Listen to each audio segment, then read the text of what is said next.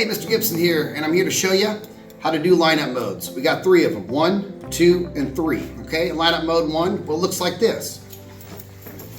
You're gonna sit down, you're gonna be done cleaning up, everything's gonna be put away, and you're sitting here quietly, ready to go. Quietly means I can talk, but not that loud. When I say lineup mode 2, you'll need to stand up and push in your chair, and that time is for silence. So I'll go ahead and demonstrate lineup mode 2.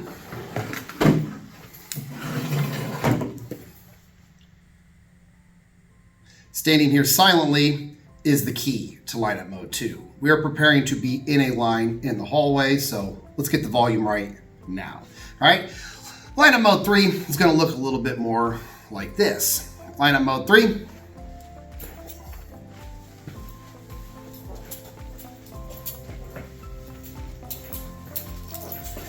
And there you have it. Lineup mode 1 is sitting, lineup mode 2 is standing, and lineup mode 3 is walking. Make sure you do them silently. Of course, in 1, you can talk a little bit unless you can't get that right, and then we'll have to do silence the whole time. So please follow expectations for lineup modes. Thank you.